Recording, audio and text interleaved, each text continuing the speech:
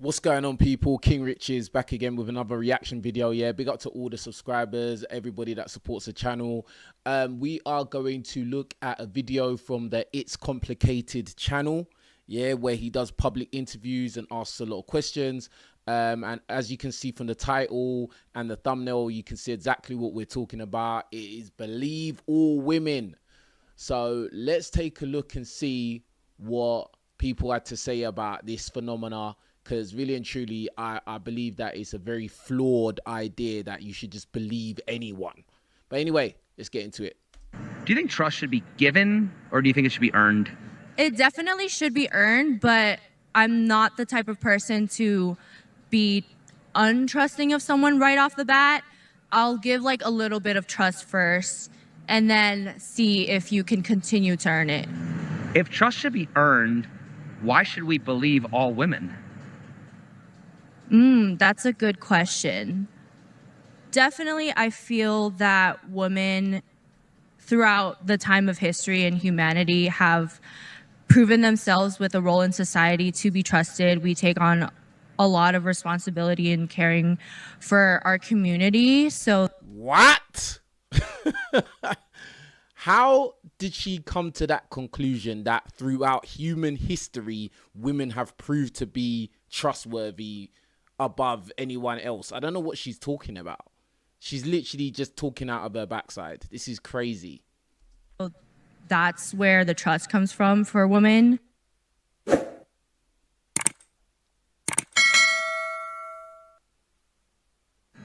Do you actually believe in innocent until proven guilty, or does that only apply until a woman makes an accusation? No, I always believe in innocent until proven guilty. I think everyone should get a fair investigation. I imagine the question is going towards women accusing men of sexual assault and sexual harassment. Is it innocent until proven guilty? How are you supposed to prove? Can we check the cameras? Can we get firsthand accounts?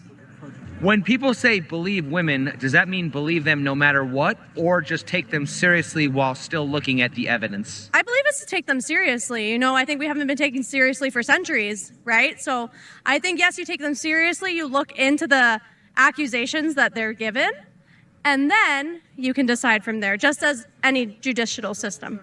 I would take them seriously, and I would believe most women, but that. Of course you would. Of course you would say that. I can just take a look at you and know you're the type of individual that will just believe all women. I mean, you've got blue hair, you've got the tattoo, leopard print on your shoulder, you've got the septum piercing, and you've got a fake tiara that says Queen on your head. I mean, it doesn't surprise me you would say that. That's just me. Why is that? That's just because I'm a woman, and if I was in that situation, I wouldn't be lying. I would tell the truth. Oh yeah, like you probably tell the truth all the time.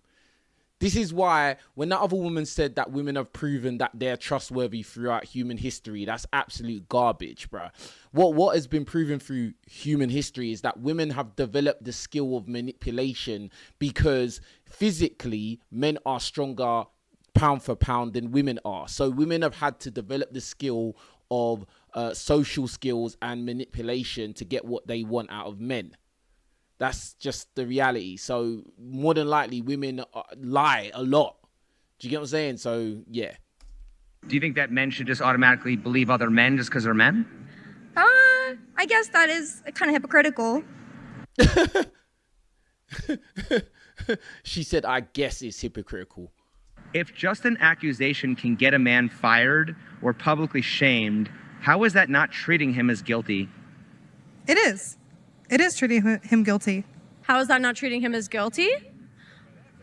I don't know, because I think it very much depends on the situation. I think not every job. I know people who haven't got fired for accusations. I know people who have. It's situational, really. I don't believe her. She don't know no one that's been accused of any. She doesn't know any guy that was accused of stuff by a woman and they didn't lose their job. I don't believe her. Why does it feel like a woman's word is enough to ruin a man, but a man needs overwhelming proof to defend himself? Because men have proven who they are through the years. Do you know how many? I don't know the stats, but what is it? She just said men have proven who they are. That is crazy. 97% of violent crimes or something are committed by men. It's in the statistics. That's why if you say a man does something wrong, it's more than likely, right? Whereas if a woman does something wrong, the stats don't quite line up. It's only a pattern. That's why you're talking about these things. That's absolute lies, bro. That's absolute lies. Women commit crimes. Women lie. Women are not perfect. Sugar and spice and everything, bro. Like this is BS, bro. Absolute BS. It's because it's a pattern. It's not just like it's not just an accident.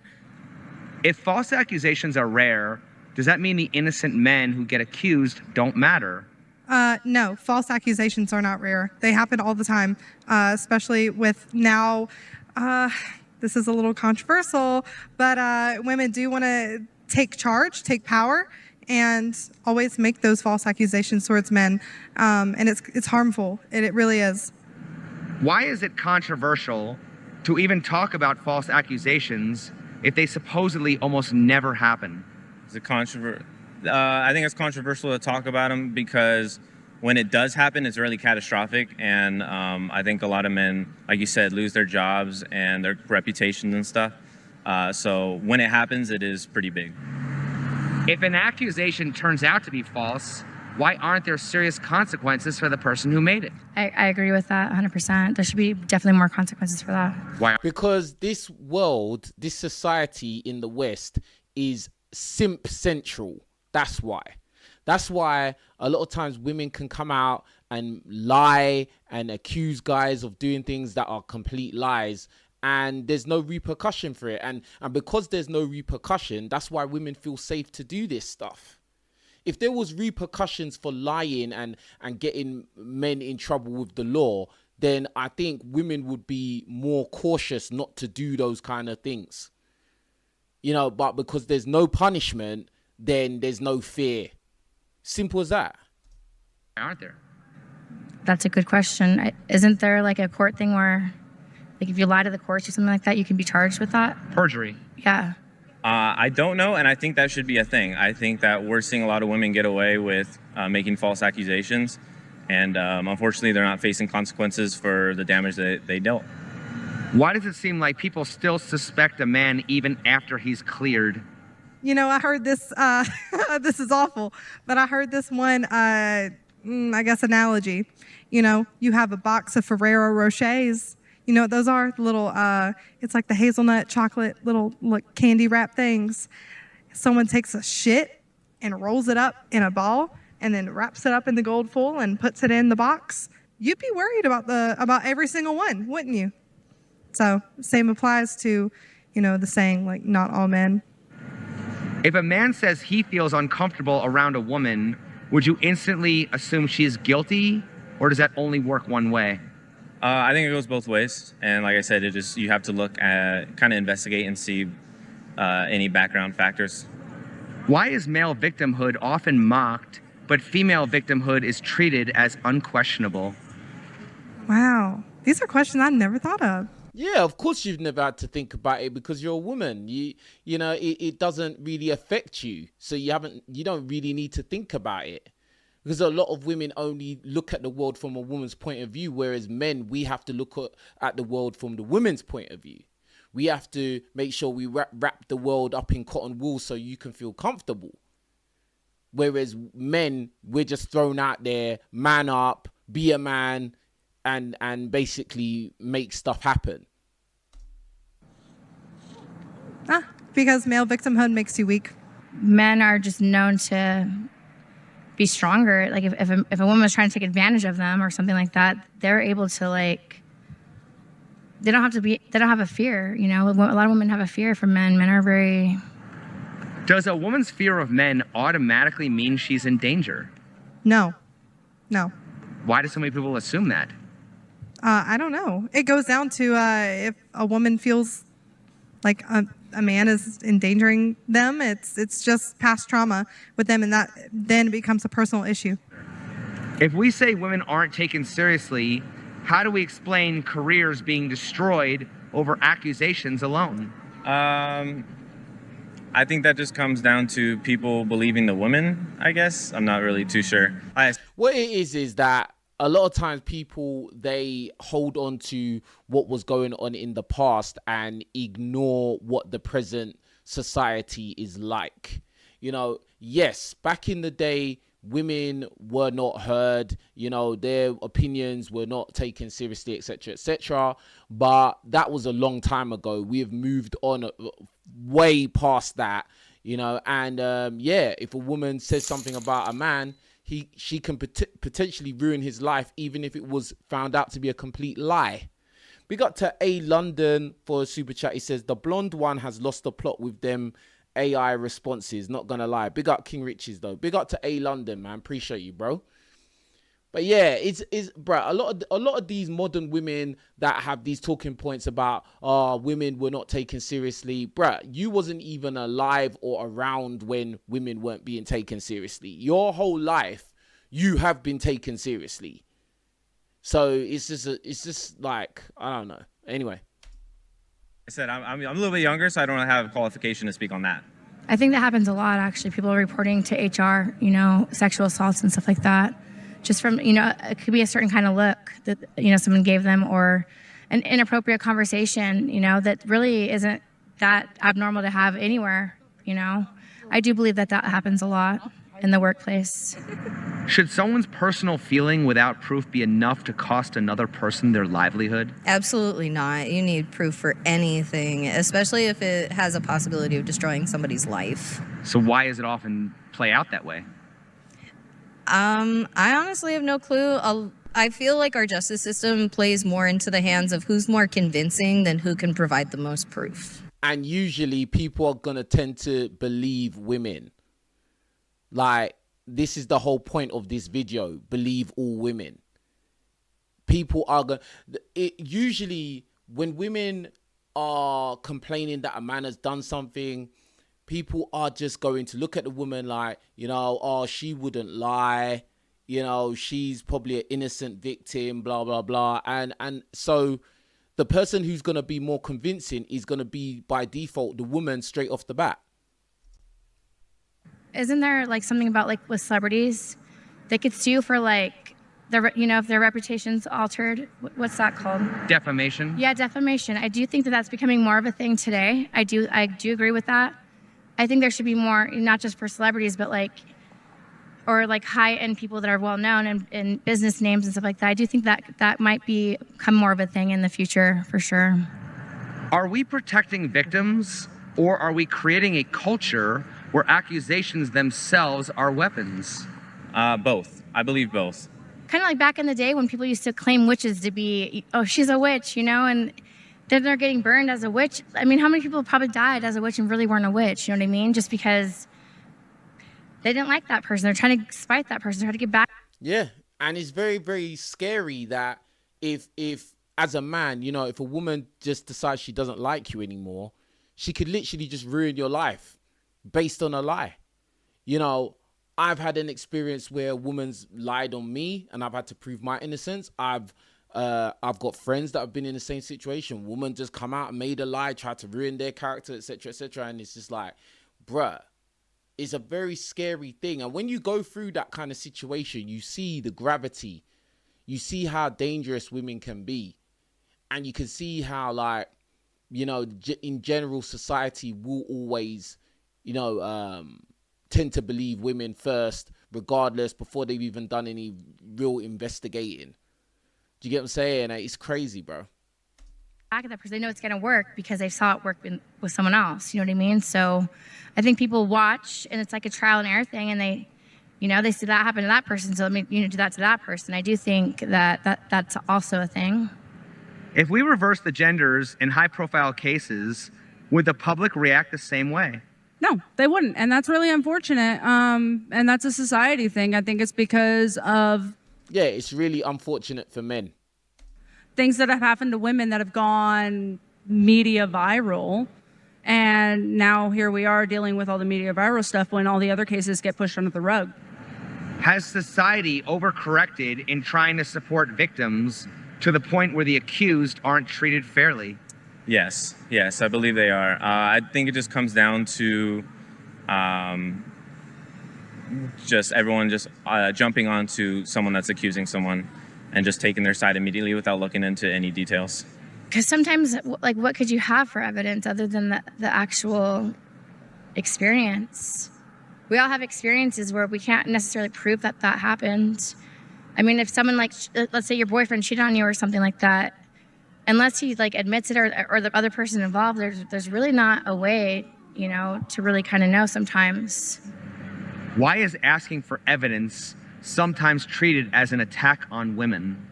Because women are guilty a lot of the times when that. Wow. Even women know that women lie, bro. Even women know that certain times they're guilty. This woman's confessing it right here, bro. See, this is the thing. Like, women understand each other. They know what they're capable of doing, bro. They know. So, in situations like a woman falsely, you know, making a claim, they know it's real, bro. Like, they know that there's a potential that she's lying, bro. It's just that in general society, women will follow the sister code, you know, the sisterhood, woman code, and they'll just back each other up, knowing that this woman could be lying. And men these days are, you know, inclined to believe women because, you know, a lot of men just believe all women because they're simps. Anyway. That happens. Can you be more specific? A woman will commit the crime, say that she didn't, and if someone says, well, prove that you weren't there, and she's going to be like, well, why are you asking me for my personal information? And she's going to get very defensive because she did do it. But then again, I think that's women, if you're asking for evidence, and if you're not lying, you shouldn't feel guilty or attacked. You should be like, oh yeah, let me tell you more, you know? Do you think public opinion can act like a court even before a real court looks at the case? Oh, absolutely. Did you guys watch the Johnny Depp case? 100%. The public spoke on that before the court was even done with that. So, I mean, yeah, 100%. Yeah, and that was the same way with the Jonathan Majors case. That, you know, Jonathan Majors' career was never the same ever again. Like, Jonathan Majors, who was in more or less every blockbuster Hollywood film at some point, and then when his ex-white girlfriend made a claim that he did something, even though there was video evidence that he was running away from her, bro, like, he lost all his opportunities. And public opinion was, oh, he must have done something, especially for the fact that he was a black guy and it was a white woman that was making claims. Like, so, guys, you need to be really, really careful the type of women you're dealing with. And really and truly, no man is really safe. So you always need to be in a position where you keep your correspondence, you keep every picture or any kind of evidence to show that you haven't done anything wrong to a woman you're dealing with. Because a lot of times in your relationships with these women, it can go left. And, you know, there's nothing more dangerous than a woman scorned. You know, if a woman decides she doesn't like you anymore, she's got some animosity towards you, bro, a lot of them, they can be very petty and spiteful and just try and ruin your life. Like, and they will not feel nothing about it. They will not lose any sleep over it. Do you get what I'm saying? So it's real.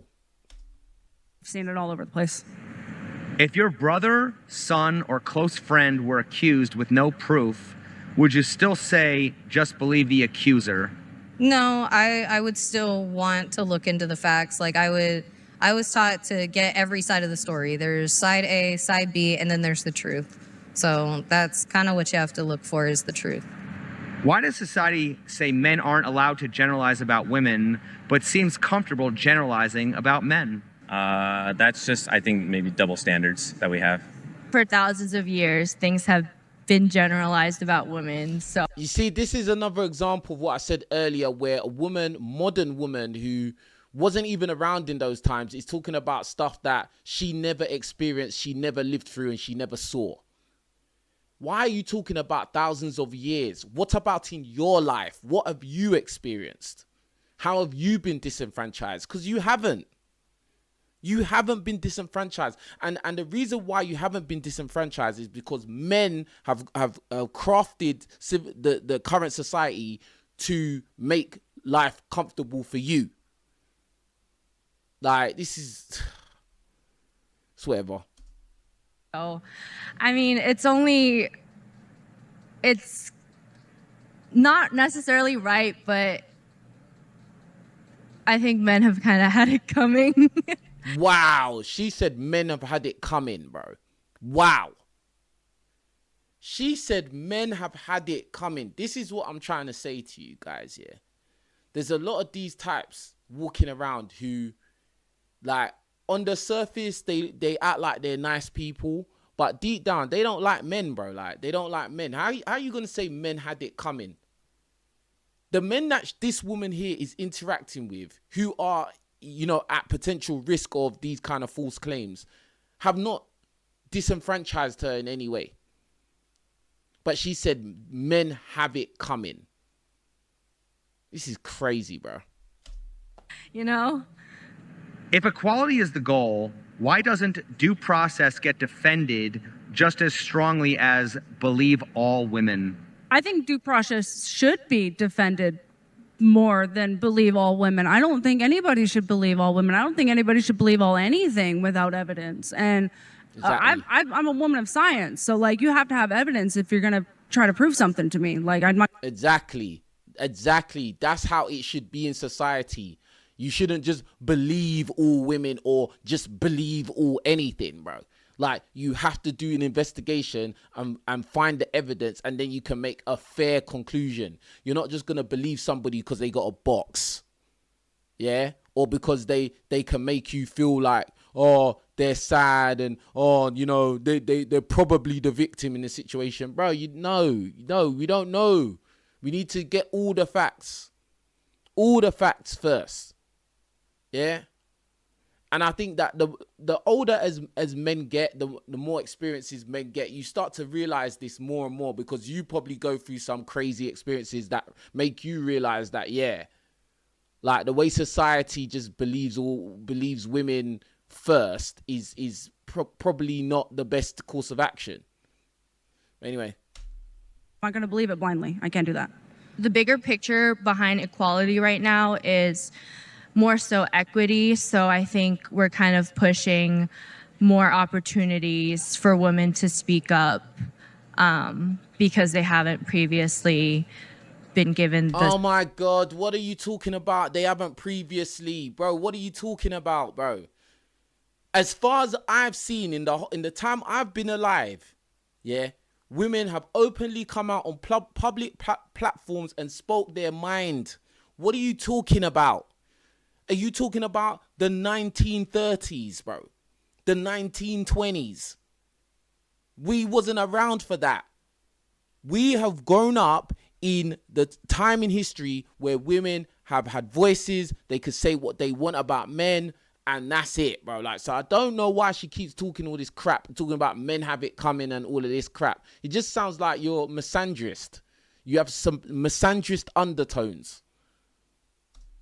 Space too. Why would men want to approach women today when they no longer have to worry about just being rejected, but also have to worry about being accused of harassment? That's a good question. Not only that is rejectment and harassment, but you could be recorded and then just made a mockery for just being normal or attempting something that's normal. I feel like it's hard both ways because we live in such a technological world that that one's just hard. I think that we should put the phones down and just connect with each other. Yeah, because the fact of the matter is a lot of men have just given up and quit dating because, you know, approaching women is a gamble of being called someone who is harassing them, or you may be embarrassed online because someone is recording you. And like, bro, like, and then apart from that, a lot of women, they are misandrous, and a lot of women don't really like men like that, bro.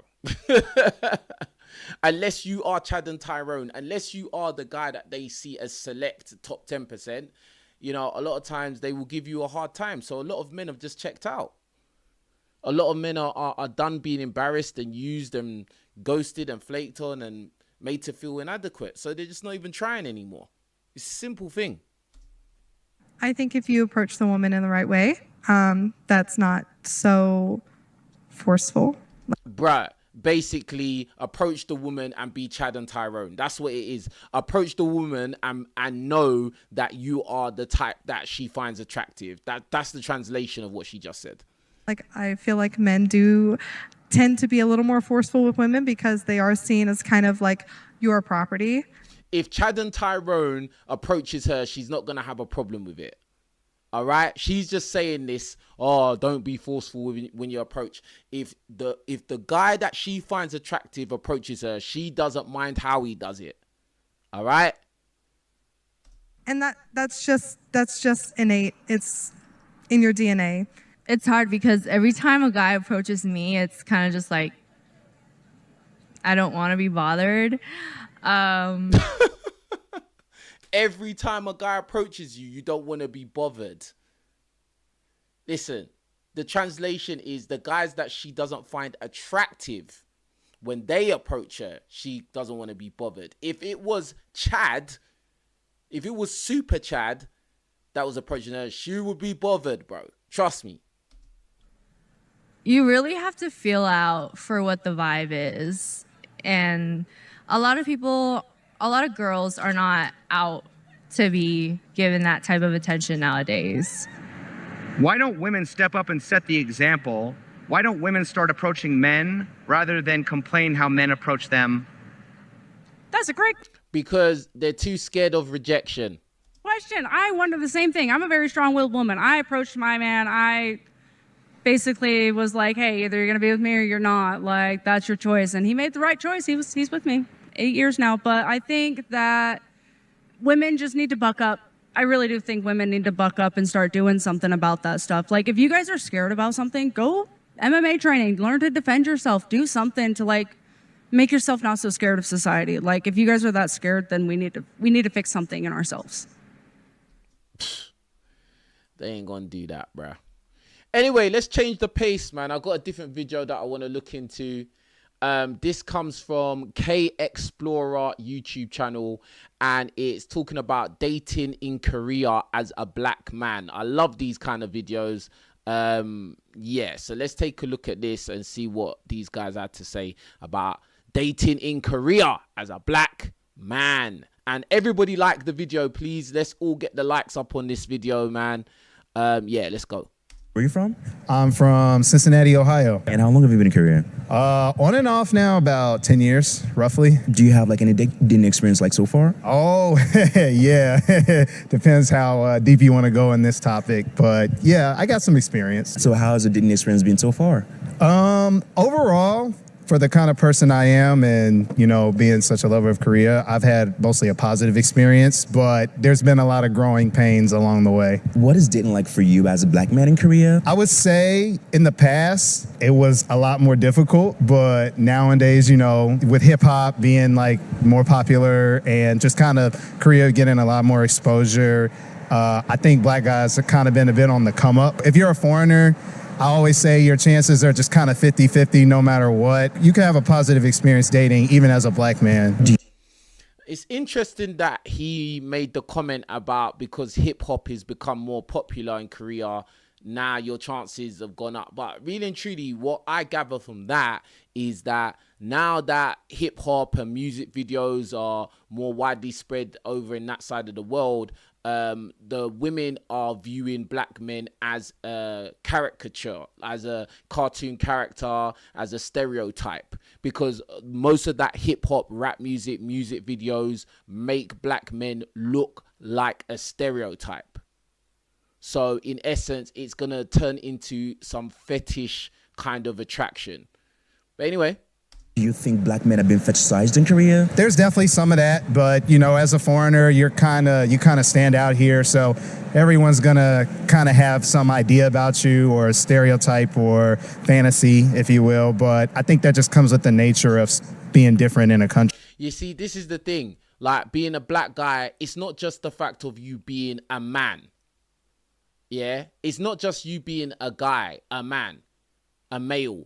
No, you are a black guy and you have certain stereotypes attached to you, especially because of media, rap music, hip hop, and all that kind of stuff. country. What would you say are the stereotypes Koreans have of black men in the dating scene out here? Well, we all know the classic one. By classic, you guys know what I'm talking about. Other than that, I think they do tend to expect black guys to be a lot more in shape, maybe a lot more fit, or usually they're doing something cool, either with music or dancing. You get a lot of that. I would say overall, they are just trying to get to know you as a person. Do you think where you're from, the country you're from, plays a major role like in the dating scene out here?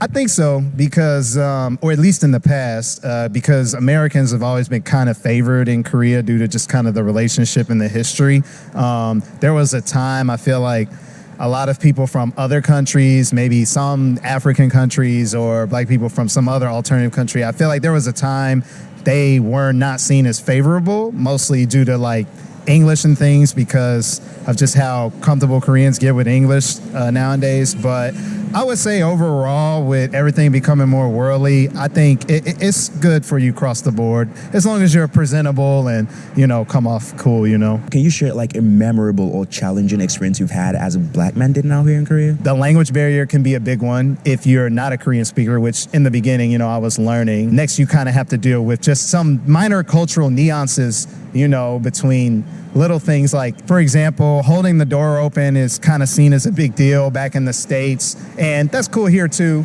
But just little things like that in a Korean way, you don't think about, like getting utensils and making sure you're giving it to the girl first. Don't let the girl sit, on a normal chair. Make sure she gets the comfortable couch. Like these kind of little things, like you kind of just learn as you go. But some Korean girls think you're really rude if they're not, familiar with foreigners when you do this kind of stuff. So they're like, oh my God, he has like no manners. But, you're new. Where are you from? I'm Nigerian. Yeah. And how long have you been in Korea? I've been in Korea for about 10 years now. Have you had any dating experience out here? Yeah, I've been out on the streets. I've never really been on dates with Koreans because I've been dating foreigners in Korea. Okay. So and I just started dating a Korean girl that she is really beautiful. So you just made mention that you really haven't dated Koreans as much. Why is that? Nationality wasn't the case for me. If she's fine, if she matches the things that I want in a woman, that I just go for it. And you just made mention earlier on as well that you are currently seeing a Korean. Yeah. What's it like dating a Korean woman? Well, it's the cultural difference is huge, because the way I see things is different from the way she sees things. And the way I would react to some things is quite different from the way she would react. Because in my country, there are a lot of things that we don't do because of the culture thing and the way people would see. But coming over to Korea, it's more like a norm. So I think there was a bit difference in the way she saw things. Culture is always going to be a big issue because that's the way you live your life. That's the way you view the world. Especially when you're doing interracial dating, that you have to factor in the culture, the background of the person you're dating, and is there going to be a mutual tolerance? Do you get what I'm saying? Because there's going to be certain things that other people do that it's just going to rub you the wrong way. It's going to give you the ick, and vice versa. Another thing that he said is that he's dated mostly foreigners in Korea and he's been there for 10 years. To me, that indicates that these Korean women, for the most part, probably don't want to date him. That's what I'm gathering from that.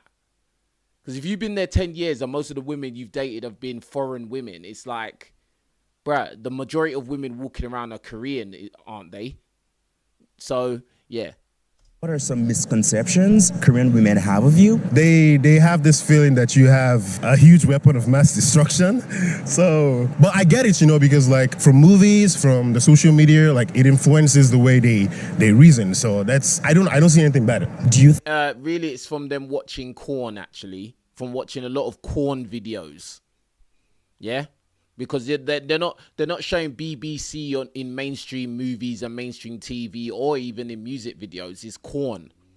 I think the country you're from plays an important role in the dating scene out here in Korea. The thing Nigerian guys have used women's eyes to see in this country, I visually talked to a girl and we were having a good conversation, like it was chill. And then and she asked, "Oh, where are you from?" And I told her I was Nigerian, and in 2 seconds she was out. Like literally, like she just walked out. I'm not saying this for the camera, bro. Like for real, like this is what I get. Like not all the time, but like I've been in a situation where like she just walked out. People like yeah, us Nigerians, we do have a bad rap, and it's not just in Korea, bro. It's even in UK, even in London, loads of places around the world, bro. Like, so that's not really that surprising to me. It's all propaganda, in my opinion. Men are men, regardless of nationality. Men are good and men are bad, bro. actually think Nigerians are this playboys, so like that's the first impression we get. There's some good Nigerian guys out there. Where you from? I'm from New York, Long Island, to be specific. Yeah. And how long have you been in Korea?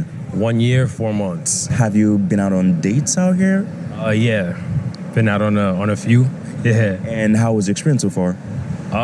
It's interesting. I have to remind myself that I'm in a different place and like culture's a little bit different, and it's not just like dating like Korean, like it's also foreigners from other places too. So things move a little bit different out here than it does at home, and I wouldn't say it's bad. I wouldn't say it's been great. It's just been an adjustment, you know. You mentioned. To be honest with you, I don't really understand why, as a black man, you would go and emigrate to an East Asian country. I just don't understand, unless you've got some really awesome job, career opportunity out there.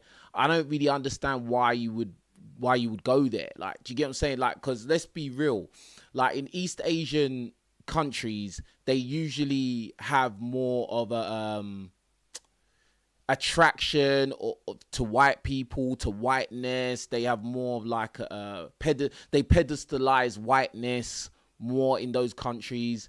So it's just like you being the polar opposite of that and being a man. Why would you go there? Like, do you get what I'm saying? Like, I think there is a lot of black guys who have a strong fetish for Asian women, and you know, they go out there seeking Asian partners and stuff like that. Personally, I don't really understand it, but you know, that's just the way it is. But anyway, earlier on that like things are a little bit different out here compared to like back home. How so? Can you elaborate like a little bit more on that? I would say speed. Things move a bit fast out here. The time that you spend with somebody to kind of feel them out is kind of multiplied like 10 times faster. Like, it's like 3 dates and then it's like, all right, we dating, or is this serious? Like, we getting married? Nah, I wouldn't go that far. But yeah, at home it's a little bit more of like a courting phase and a little bit more like just dating, just going out and things like that. But it seems like there's like a number on it out here. Do you think, you know, like the country you're from plays a major role in the dating scene out here? A little bit. When I'm from New York, like I get this like, ooh, like, oh God, New York. And I'm just like, what do you mean? Like, what's wrong with New York? And then some people are like hyped by it too. They're like, oh, New York. So then you got like the people that want to move back to New York with you, like, oh, when you going back? And then like, oh, I always wanted to live there and stuff. And it's just like, all right, but we're here right now, so probably does for sure. And you think like there's a fetishization of black men out here in Korea? Oh yeah, for sure. So for my first whole year out here, I had locks. And so I had long hair, I had dreadlocks, and I felt like it was definitely a thing for some women that they were just into that. So I was in the spot like, yo, if I cut my hair, am I gonna get the same attention? But it's like I didn't really care about that anymore. But yeah, definitely like a fetish sort of thing, you know. But it's like you just deal with it. How did it? The thing about that fetish element is that it's not a genuine connection. See, this is what a lot of black guys fail to realize, or they don't care because they just want to get some cheap thrills, right? When these women fetishize you as a black man, they don't see you as a guy. They don't see you as a man. They see you as like a toy. Yeah. And there's nothing special about your interaction with them. There's nothing special in it. So like, just bear that in mind. Cultural differences impact your dating experience out here in Korea? I was dating a girl. Well, I wouldn't even say dating. We went out twice, and then one day she just popped up in my apartment. Like, she sent me a picture from inside my apartment when I'm at work, and I was like, oh, what? Like, I was like, how you even get my door code? Like, I was stupid though, because I made my door code my birthday. I changed it since then, but she found my birthday somehow on my Instagram, and that was scary. So I was like, maybe I need to fall back a little bit from being too much on the dating scene. That was definitely a weird experience. Have you noticed any stereotypes or misconceptions about black men in the dating scene in Korea? I get a lot like, are you gangster? There's some inappropriate ones that I probably, I don't want to mention on camera. You can use your imagination. Imagine that they're just like, are you a gangster? And have you got a BBC? Like, this is what I'm talking about. That being fetishized is not, bro, it's not a positive thing. It's not positive at all. Like I said, like I had locks before, so I would get like, oh, you look cool. Like, oh, you probably have a lot of girlfriends. And then you get the ones like, oh, are you military? And I'm like, nah, well, what's military? It's like, oh, yeah, black military guys. Like, oh, they're bad. And I'm like, what? Like, what they do to you? There's a lot. There's a lot. Where are you from? I'm Nigerian. So how long have you been in Korea? I've been in Korea for about 2 years. Have you gone on dates out here? Oh, yes, I have. My last relationship ended about 4 or 5 months ago. So yeah, I've been quite on a couple of dates. How has the dating experience been so far, in general? I would say it's mostly positive. If you speak the language, it's definitely a plus, because for most of the Korean ladies, especially the ones that are not that confident speaking English, when you throw Korean to them, no matter how bad it is, they just get very comfortable with you right at the spot. But then I think that if you can't speak the native language, that's gonna be make or break, really. Because if you are going there, you don't know any language, and this is any country you go to, yeah, that is not English speaking first. Bro, in terms of dating, bro, it's always gonna be hard, because you've kind of lost an element of you having game now. Because think about it, it's all about communication. If you cannot effectively communicate with the women you're talking to, how are you really gonna do this? How are you really going to, be charming, charismatic, witty? How are you gonna really make the jokes that you want to make? How are you gonna do this? You don't even understand each other. You're doing Google Translate to try and tell jokes. I mean, that's whack. It's not really gonna hit. The only kind of women you're really gonna attract are the women who only are chasing after foreign guys. And those ones tend to be, not the best quality in my opinion. But anyway. And when you just happen to speak English with zero Korean, then it might probably be a little bit of a problem, because you guys wouldn't be able to communicate effectively, and they might also be a little bit shy, trying to talk to you, and trying as much as possible not to make mistakes, while talking and all of that. Would you say where you're from plays a role in the dating scene out here for you? Well, I wouldn't really say so, actually, because for most of the people I've been meeting, right there and then from the very beginning, I just tell them where I'm from, and the fact that I speak Korean, I think actually covers a lot of negatives for me. So I think irrespective of where you're from, as long as you speak the language and they find you attractive, yeah, I think that is all that matters. Are there any stereotypes Korean women have of you as a black man? Yeah, of course. I mean, there are a bunch of stereotypes. I mean, definitely sexually, but then also, when they just see me and they're like, oh, black man, oh, strong, that kind of thing. I think that is, pretty much the stereotype. What are the cultural differences you've experienced while dating as a black man here in Korea? Oh yeah, the cultural differences. When it comes to general culture, actually, there's a little bit of similarity between Nigeria and the Korean culture, and I'm talking about traditional wise.